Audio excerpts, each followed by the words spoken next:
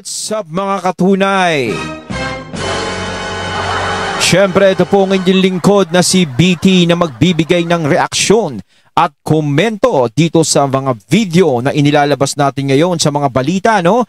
Sa mga maririnig natin mga katunay. Parang pinabala natin. At siyempre, yung pamagat ng ating bibigyan ng reaksyon ngayon ay ito. Cheese! Pinaghahanda ang Senado para sa impeachment ni VP Sara. Ayan mga katunay, mukhang pinaghahanda na ni Cheese ang Senado para sa gaganaping impeachment ni VP Sara. Aba. Mukhang matindihan na to mga katunay, ha? So wag na natin pagtagalin at sabay-sabay na nating pakinggan, no? Pakinggan ito at bigyan ng reaksyon, no, yung balitang ito, no? At syempre, pwede rin kayong magkomento mga katunay dito sa comment box. Ayan. So wag na natin pagtagalin to. Pasok! Pinaguto si Senate President Cheese Escudero na maghanda na ang Administrative Support Offices ng Senado para sa impeachment trial ni VP Sara Duterte. Ayun, pinaghahanda na. No, pinaghahanda. Naku. Eto na. Parang nalalapit na yung impeachment, no, ni VP Sara. So, ito yung pinakahihintay-hintay ng lahat kung ano ba talaga ang magiging desisyon ng Senado sa magiging kapalaran ni VP Sara. Pero si VP Sara, hindi naman natin nakikitaan ng kabay. Hindi natin nakikitaan ng nervyos. Hindi katulad ng kung sa iba yan, naku, malamang ko nangangatog na sa isang sulok. 'Di ba? Kasi kung ikaw naman talaga, malinis ang konsensya mo. Wala ka namang ginagawang masama at wala kang ginagawang ka-impeach o hindi ka nakakabigay ng atraso sa mga kababayan mo, sa taong bayan. Hindi ka nakakaperwisyo. 'Di ba? Bakit ka matatakot? 'Di ba?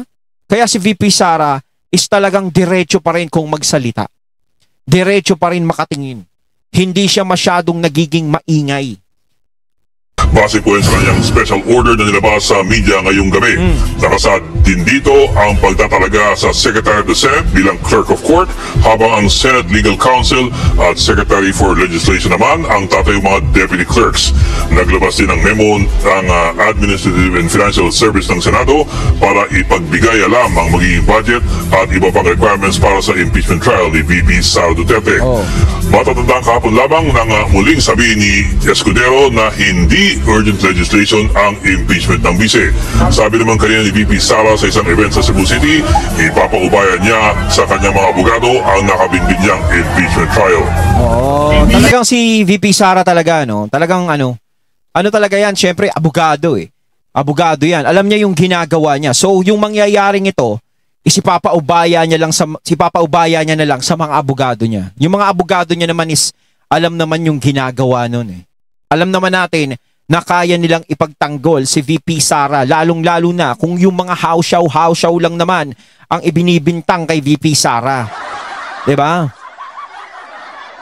Nato na sa mga abogado, no, ang istorya sa impeachment, particularly sa defense sa kuang impeachment, ilahan man ng trabaho o ang mga abogado po ang mas nakasabot kung sa ang proseso sa impeachment. Mag-uumpisa ang impeachment trial laban kay Vice President Sara Duterte sa July 30, ayon kay Senate President Cheese Escudero. Ayan ang mga katunay, ha. Mag-uumpisa yung impeachment kay VP Sara sa July 30. No? So ibig sabihin niyan, hindi magkakaroon ng special session yung gustong mangyari ni Coco Martin. Ay. ni Coco Pimentel, no, ni Senator. No, so hindi nila papayagan na magkaroon ng special session. So parang pinanindigan na ni Escudero yung sinabi niya na hindi talaga magaganap ngayon yun. Ngayong buwan na yun. Hindi February, hindi March, hindi April, hindi May, kundi July 30. No, doon pag-uusapan yung impeachment na yan, doon gagawin. So malinaw na. No, ayan malinaw na. So eto na naman, 'di ba? May binalita tayo, no, kahapon na parang kahapon ba 'yon, yung parang magpapatawag ng meeting si Cheese para sa impeachment ni VP Sara kasi nga 'di ba si Coco is parang gusto niyang simulan na, magkaroon na ng special session. Parang pwede namang simulan ngayon, bakit pinagtatagal pa? Parang ganun, mga ganung factor. Pero ito talagang pinanindigan na ni Cheese. So sana ito na yung final decision ni Cheese. Kasi napakagulo talaga, hindi natin maintindihan kung ano yung mga nagiging desisyon nila. 'Di ba? Pabago-bago yung senaryo.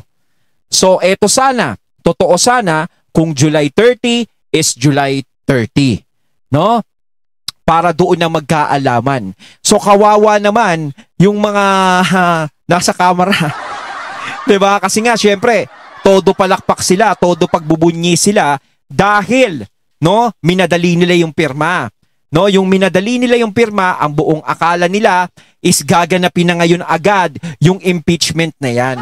So hindi pa pala. No, parang syempre, alam ko dismayado sila sa mangyayari ngayon. Sa nangyayari ngayon dahil no, binaliwala yung pagpirma nila tungkol sa impeachment ni VP Sara. Syempre parang bago na naman yun eh. Magkakaroon kasi ng eleksyon ngayon.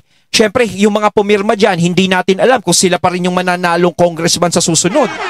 Di ba? Maaaring magbago, so magiging bago na naman yan. Sumulat na si Escudero kay Duterte at pinalam sa kanya na may paunang hakbang na silang ginagawa para sa pag-convene ng Senado bilang impeachment court. So, nagpasintabi na pala. Kumbaga sumulat na si Cheese kay VP Sara. Nagpasintabi na meron na silang aksyon ginagawa. Ganyan. Bibigyan din ng kopya ng sulat si House Speaker Martin Romualdez. Eto kailan kaya mai-impeach? Hindi kasi 'di ba? Ang speaker di naman nai-impeach yan eh. Alam nyo, may usap-usapan kasi no. Kumbaga yung impeachment kasi kay VP Sara, no, sinasabi nga ng iba, no, kung sakaling matanggal si VP Sara sa pagiging Vice President, ang magiging credits talaga diyan, magkakaroon ng credits diyan syempre, yung mga taong nagpapatanggal sa kanya. Pero ito talaga yung lumalabas sa usapan, sa mga kwentuhang tabi-tabi, no? Na baka mamaya si speaker, 'di ba si Tambi yung gawing vice president. Nako. Paano ngayon tayo niya, no? Pag siya naging vice president, ano kaya mangyayari sa Pilipinas? At saka si VP Sara kasi, no? Gustong-gusto talaga nilang tanggalin, no? Para kasing minamadali nila, inaapuran nila, no? Parang, bakit gusto nyong tanggalin? 'Di ba may mga nababalitaan tayo na hindi nangyayaring hindi maganda ngayon. 'Di ba? Hindi kaya dahil hindi kayo makaporma, dahil nandiyan si VP Sara. 'Di ba syempre hangga't nandiyan si VP Sara, kumbaga, hindi nyo lahat kabagang eh. Hindi lahat kabagang yung mga nakaupo. 'Di ba? Kung kabagang mo lahat ng mga nakaupo, is walang problema kung anong katarantaduhan ang gawin mo. Pero hangga't hindi mo kabagang yung nakaupo, alam naman natin si VP Sara, 'di ba? Kontra siya sa kung anong nangyayari, 'di ba? Kaya nga siya nagbitaw siya sa gabinete dahil hindi niya na maatim kung ano 'yung nangyayari. 'Di ba? Kaya ngayon, no? Kung si VP Sara ma-impeach, siguradong magpepiesta na 'yung mga walang ya. Hindi sigurado 'yan. No? Hindi na natin alam kung saan pupulutin ng Pilipinas. 2025, 2026, 2027, may 3 taon pa. No? Hindi natin alam kung anong kapalaran ang naghihintay sa ating mga Pilipino. Mabuti pa nga medyo naaawat ngayon kasi si VP Sara nandito pa sa atin. No? Kumbaga kahit papaano is balanse pa rin. Ngayon kung si VP Sara mai-impeach, mawawala, hindi natin alam kung mababalansi pa. Dito nga lang, nandiyan na si VP Sara, hindi na napapansin ang problema ng bansa natin eh. Yung hinaing ng mga kababayan natin, hindi na nakikita. 'Di ba?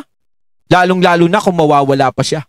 In-impeach ng Kamara si Duterte noong February 5 at agad na tinansmit ang articles of impeachment sa Senado sa kaparehong araw.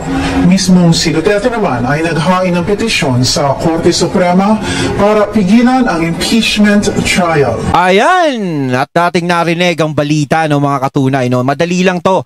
Dahil, di ba, binalita lang natin ngayon na talagang mag-uumpisa ang impeachment ni VP Sara sa July 30 na. No, sa July 30 na gaganapin. Isa na nga, totoo yan. Diba?